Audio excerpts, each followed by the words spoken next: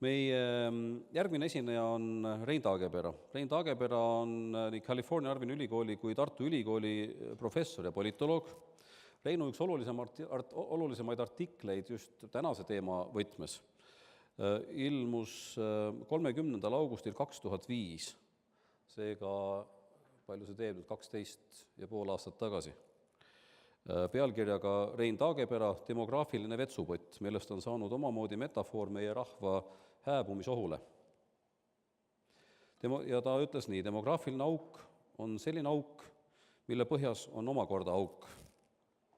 Ka täna 13 aastat hiljem muretseb Rein Taagepera Eesti rahva ja eesti keele püsima jäämise pärast. Rein, olge hea.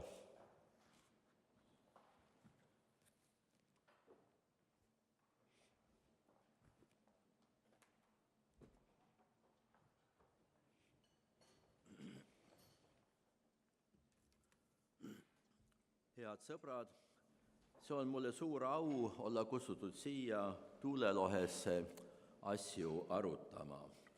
Arutan Eesti kultuuri, olevikku ja tulevikku. Kui mingi organism on juhuslikult tekkinud, siis katsub ta edasi püsida. Nii tahab püsida ka eesti keelt rääkiv rahvas ja sellele rajatud riik. Mis võib püsimist takistada?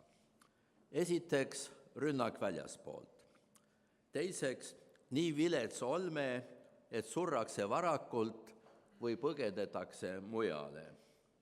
Kolmandaks, nii vähe lapsi, et rahvaarv kahaneb alla kriitilist piiri. Neljandaks, liigne kapseldumine oma kultuuri, nii et see kultuur vaesestub ja kängub. Ja viiendaks, liigne vastuvõtlikkus välismõjudele, nii et kultuur lahustub laiemasse kultuuripiirkonda. Kuidas on lugu nende tahkudega eestikeelse kultuuriga rahval? Siis esiteks, kas võib tulla rünnak väljaspoolt? Niipea kui ütleme, et seda pole oodata, kutsume rünnaku välja, kuna teeme end liiga ahvatlevaks. Rünnaku vältimine vajab heidutusvõimet. See võime oleneb relvastusest ja usutavusest, et seda relvastust kasutatakse. Selline usutavus on olemas Soomel talvesõjas saadik. Meie usutavus on nõrgem. Kui seame sihi, et paneme vastu, kuni NATO peajõud saabuvad, siis nõrgestame oma usutavust. Miks nii?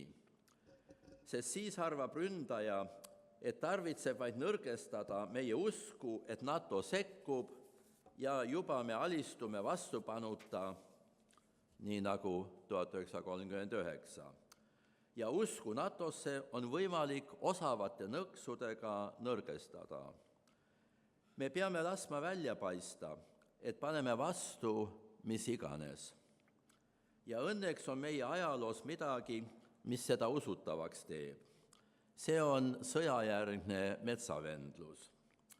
See teeb ründajale usutavaks, et võitlus kestab ka siis, kui linnad on vallutatud.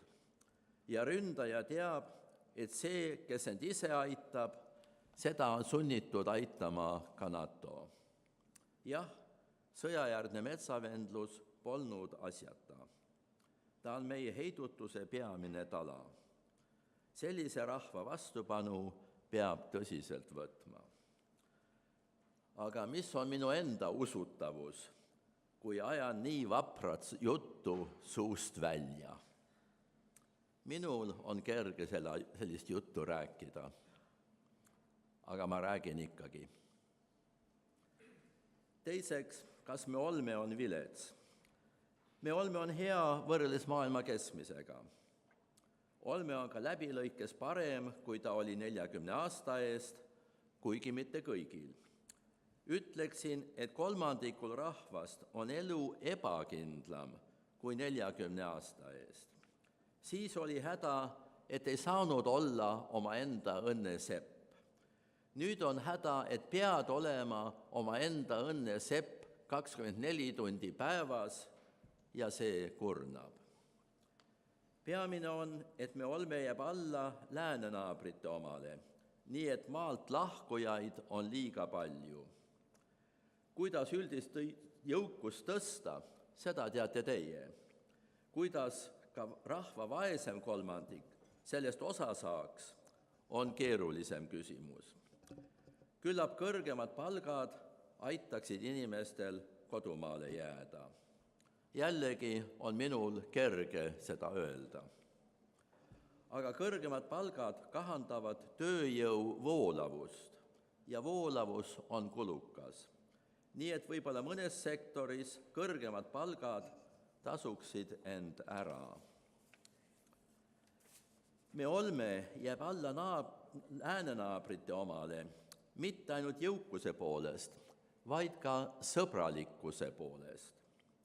Omavaheline sõbralik suhtumine on sama tähtis osa olmest kui majanduslik heaolu. Ja tunnetan, et omavaheline suhtlemisstiil on Eestis teravam kui Ameerikas või Soomes. See kahandab muide ka tootlikkust, aga peamine on, et teeb olemise pingelisemaks kui vaja perekonnas, intiimsuhteis ja tööl. Kohal olles arvab, et nii see elukord juba on, aga need, kes kodumaalt lahkuvad ja tagasi tulevad, märkavad erinevust ja annavad endale aru, et suhtlemine ei peagi olema nii terav, kui meil siin on. Mu abikaasa Mare tavases öelda, et tal on aeg-ajalt vaja puhkust Eestist, puhkust just sellest suhtlemisviisist. Mida siis teha? Esimene samm on teadvustada, et me suhtlemiskultuur annab täiustada. Teine on teadvustada, et võib-olla minu enda suhtlemisviis annab täiustada. Selle jaoks peab näiteks Metsaülikool iga-aastast konflikti ennetamise seminari Mare algatusel. Kolmandaks, kas meil on küllalt lapsi? Ei ole. Et rahvaarvu säilitada, selleks on vaja rohkem lapsi.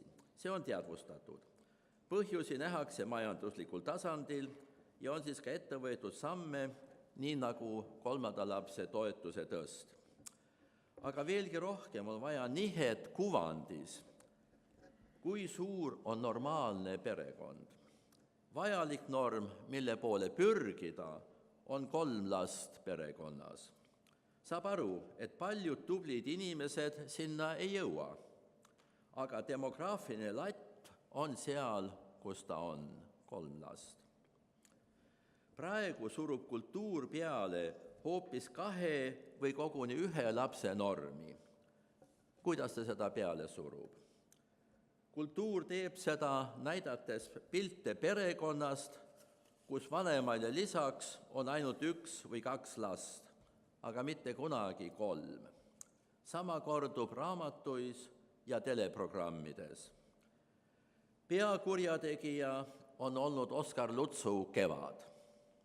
Kas olete märganud, et tema positiivsed rollimudelid on lausa üksiklapsed?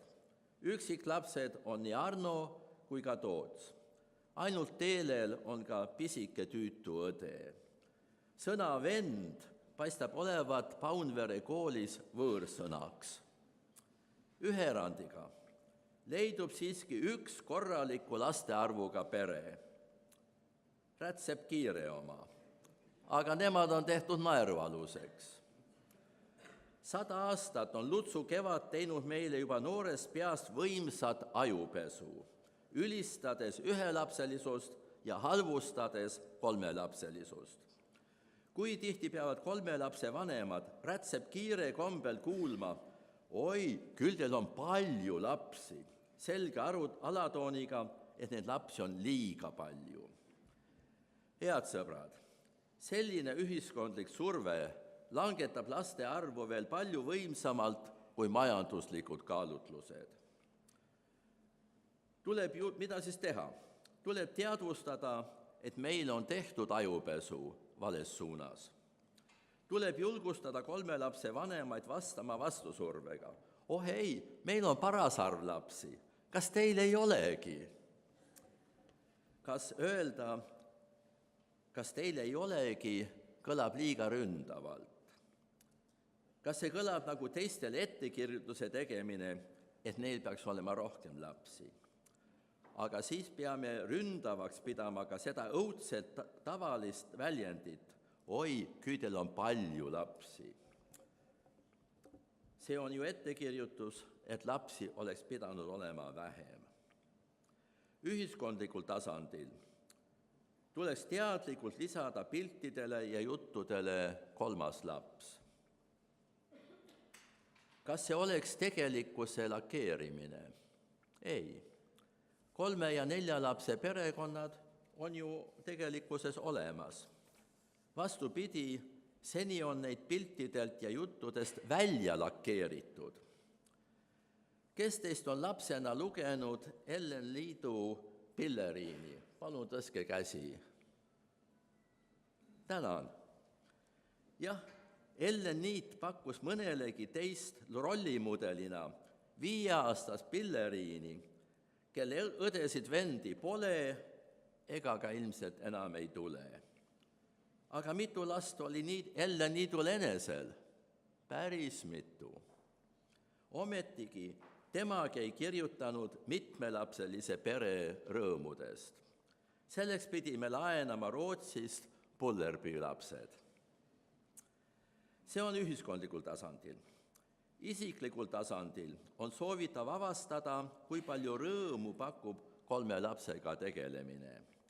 Seda saan vaid isiklikust kogemusest kinnitada, suutmata seda loogiliselt tõestada või sõnades edasi anda.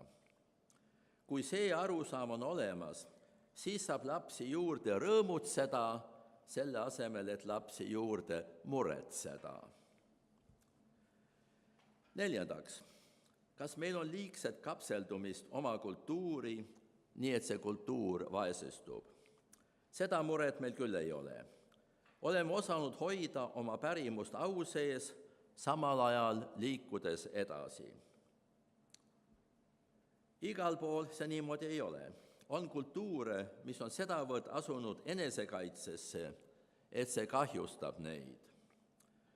Olen täna juba mitme asja puhul irisenud.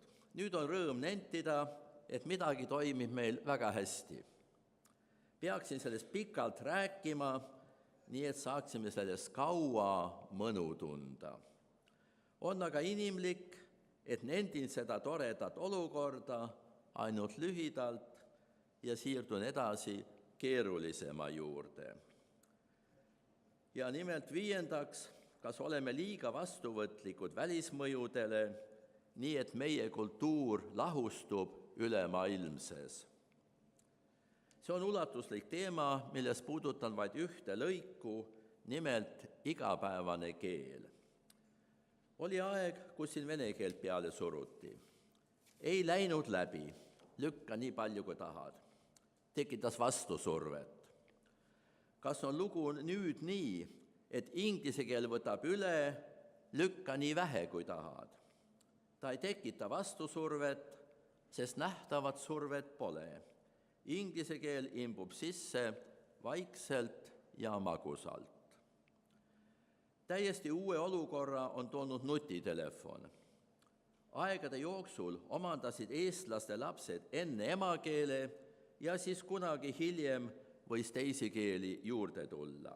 Oma keel aga jäi. Nüüd tuleb lastel teine keel juurde juba peaaegu hällist, alates seda nutitelefoni mõjul. See on see internetipilv Eesti kohal. Kui teil on lapsi, jälgige neid omavahel kõnelemas. Kui kuulete aeg-ajalt inglise keelt, ärge arvatke, et küll see läheb mööda. Ei lähe mööda, vaid süveneb ja varjutab pikapeale eesti keele. Kui nüüd keegi mõtleb, et mis sest ikka, et tühjasest eesti keelest üha tihedamalt lävivas maailmas, siis mina talle vastu ei vaidle. Kes olen mina talle ütlema, kuidas peab mõtlema. See on tema asi. Aga ma pöördun nende poole, kes eks sooviksid kunagi oma lastelastega eesti keeles rääkida, sest nii tundub kodus ema soojem, aga kes järsku ei saa seda teha, sest lapselapsed ei mõista eesti keelt. Nendele ma ütlen, ärge lollitage end. Ärge mõelge, et inglise keel võib juurde tulla, aga kuhu see eesti keel ikka kaob Eesti kodust, kui seni pole kadunud. Nutitelefoni ajastul võib kaduda küll. Sellises peres, kus seda alles siis uskuma hakatakse, kui kadu on juba teoksil, on juba hilja midagi ette võtta. Peale põrutada, räägi eesti keelt, on vastunäidustatud. Selle peale võib teismelisele tunduda, et kui ta eesti keelele siirdub, on vanemad võitnud, kui ta aga inglise juurde jääb, siis on tema võit. Mida siis teha? Teha seda, mida niikuinii on vaja teha, et lastest rõõmu tunda. Nimelt varakult ja igas vanuses nendega suhelda, nendega rääkida, neid ära kuulata. Ja seda eesti keeles, kui see keel sinule praegu on tähtis. Või kui on risk, et see keel võib sulle tähtsaks osutuda kunagi elule tagasi vaadates. Head sõbrad, võtan kokku järgmiselt. Esiteks, et välisrünnakut heidutada, on meil vaja usutavust. Et paneme vastu ka siis, kui paistab, et jääme üksi. Seda usutavust nõrgestab alistumine 1939, tugevdab aga sõjajärgne metsavendlus. Teiseks, et inimesed kodumaale jääksid, on vaja arendada sõbralikku suhtlemisviisi ja kõrgemad palgad aitaksid ka. Kolmandaks, et lapsi küllaldaselt sünniks, on vaja kuvandit, et 3-lapseline perekond on norm, mille poole pürgida ja et lastega tegelemine on huvitav ja rõõmus. Neljandaks, on tore, et oleme osanud hoida oma pärimust au sees, samal ajal liikudes edasi. Viiendaks, nutitelefoni ajastul on seda teadlikumalt vaja lastega suhelda, kui tahab hoida eesti keelt kodus ja kodumaal. Tänan kuulamise ja kaasamõtlemise eest.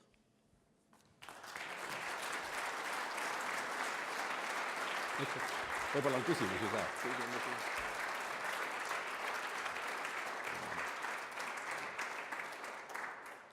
Suur tänu selle ettekande eest. Kas meil on saalist küsimusi? Kuni võib-olla see on tavapärane, et natuke hoogu kogume. Mina küsiks küll, et sellest artiklist on möödas nüüd, eks ole, 12 ja pool aastat sellest Vetsupotsi loost. Mis sellest ajast muutunud on, kui te vaatate Eesti peale?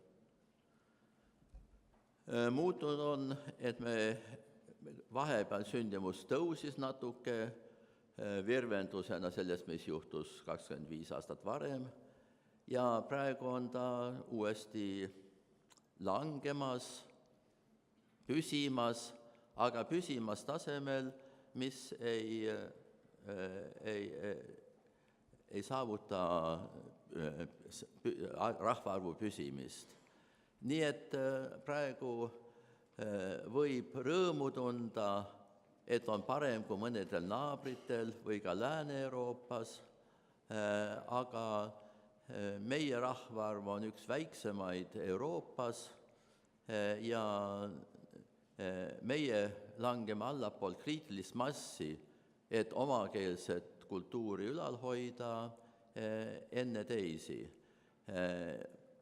Praegu on vaja laste arvu suurenemist ja kindlasti on majanduslikud meetmed kasulikud, aga ma rõhutan seda, et kujutelm, kuvand, et normaalne perekond on 2 last, see on hukatuslik.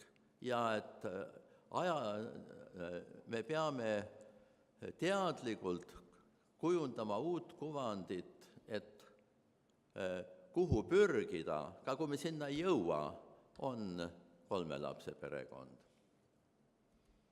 Kui rääkida sündivusküsimustest, tavapäraselt poliitiliselt on laual rohkem raha, et kuidas läbi raha motiveerida noori peresid lapsi saama, mida teie sellest arvate?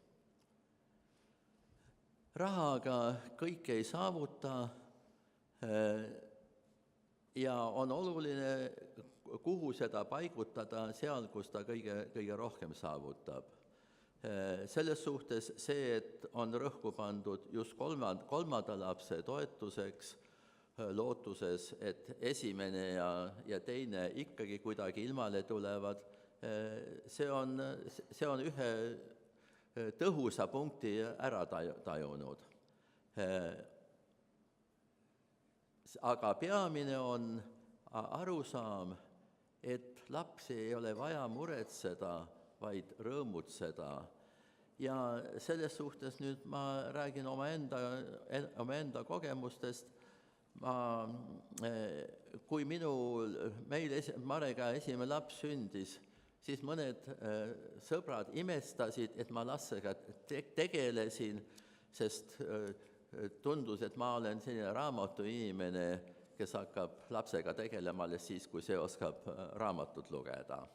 Aga esimese mähkme lastega koju jõudis, pesin mina, sest Mare oli nõrk niikuinii. Ja et hakata lapsega tegelema ka isal, mitte ainult temal, küllaltki kohe ja aru saada, et laps saab aru ka siis, kui ta saab vastata. Imik jälgib, mis ta ümber juhtub, algusest peale. Ma mõtlen nagu Salmega, ma kord küsisin talt, kuna üks väga tähtis raamat ütles, et lapsed hakkavad värve eristama, tavaliselt esimesena punast värvi 5-aastaselt. Ma imestasin, läksin 1-aastase Salme juurde, kes ei osanud rääkida, ja ütlesin talle, palun anna mulle punane klots. Palun väga. Palun anna mulle kollane klots. Palun väga. Nad oskavad aru saada palju varem, kui nad kõnelda suudavad. See on teises kohas ajus.